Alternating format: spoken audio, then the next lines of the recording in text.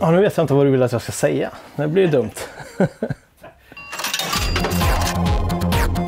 Jag heter Pinge och jag är arkadnörd.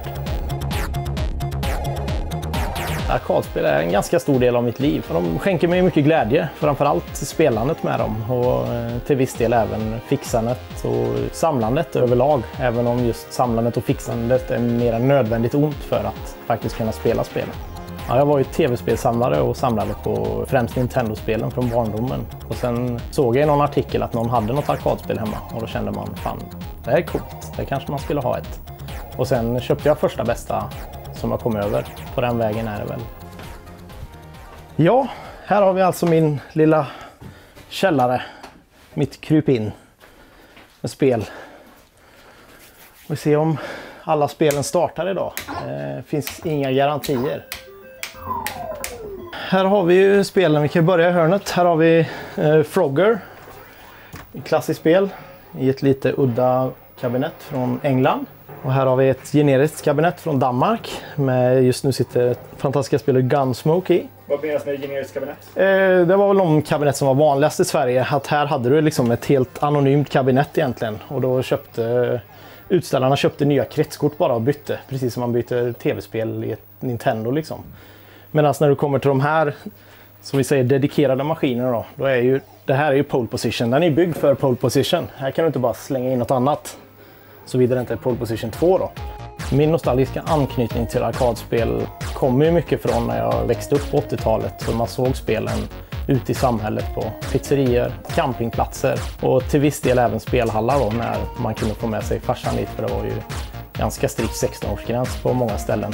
Men just på campingplatserna var det ju sämre kontroll på det där, så där kunde man snika i några kronor någon gång och testa ett spel.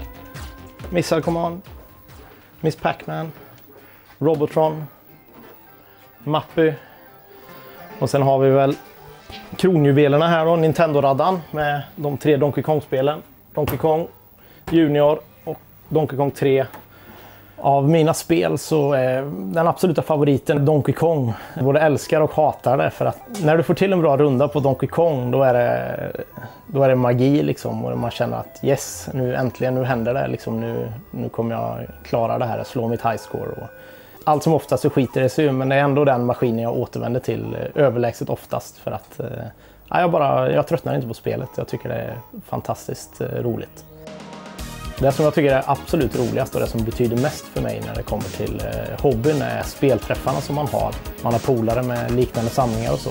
Sen när vi tar en helg och ses hemma hos någon och kör lite turneringar. Och tidigare år så har vi kört något som heter Jo Retro Games tillsammans med Norra Piren nere i Johamn. Då har vi i princip tömt den här lokalen och kört ner spelen dit för att allmänheten ska få komma dit och spela på dem. Det är väldigt uppskattat av många och få den här nostalgikicken. Och så även barn som kommer in och har roligt runt spelen är också fantastiskt. Just det runt Jo Retro Games, det roligaste är egentligen att se folket som kommer dit och faktiskt uppskattar spelen och spelar dem. När de kommer in och ser den här rena, skära glädjen, det är liksom oslagbart. Och det handlar mer om människorna runt omkring än kanske spelen när det väl kommer till krita. Att äga ett arkadspel är ju väldigt mycket mer än att köpa en PlayStation och koppla in i sin TV och sen funkar det varje gång du startar. Ett arkadspel är en dedikation på en annan nivå. Ja, här har vi ett arkadspel som är öppet och de ser väl oftast ut något liknande som det här. Så det är inte så mycket till egentligen, utan du har en monitor, du har strömförsörjning och sen har du själva spelet då. Och en stor möbel till det. Mycket mer är det inte. Enkelt. Ja, jätteenkelt. Oftast så behöver det ses över. Det är gammal teknik. Det är monitorer och kretskort och nätaggregat som strular.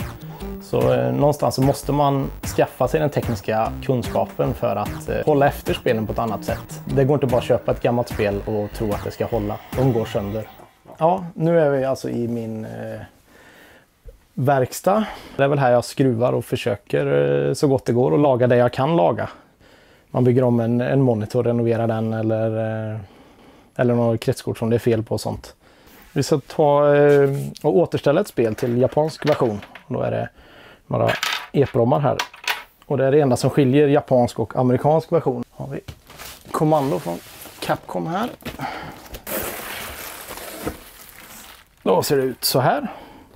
Kan man köra där på bänken med diverse olika adaptrar här. Där har vi Capcom Classic. Den görs av en kille i Stockholm, Blomman. Ovärderlig. Kan vi bara koppla in och kolla så att det fortfarande fungerar. Nu ser vi här kommando i amerikansk version. Och nu ska vi återställa det till japansk då. Som det är original. Det här kortet. Målet för mig har väl aldrig varit utstakat direkt. Det har ju varit att ha min egen lilla arkadhall. Och där är jag ju idag. Och sen så vet jag inte om jag har något riktigt mål. Jag köper de spelen jag vill ha och spela och säljer dem jag ledsnar på. Så. Och som alltid håller man tummarna här nu att allt fungerar igen. Arkadspelen kommer nog alltid finnas kvar på något sätt och någon form. Men att det skulle bli en sån boom som det var i tidigt 80-tal. Det är en svunnen tid och det kommer vi inte se. Men jag tror vi definitivt kommer få se fler spel ute på krogar och sånt. Att de har ett eller två. Och då tror jag det kommer vara de gamla spelen som är där liksom som en schysst inredningspryl. Jag har gått i vågor, det har det. Men denna gång känns det som att nu är det här för att stanna.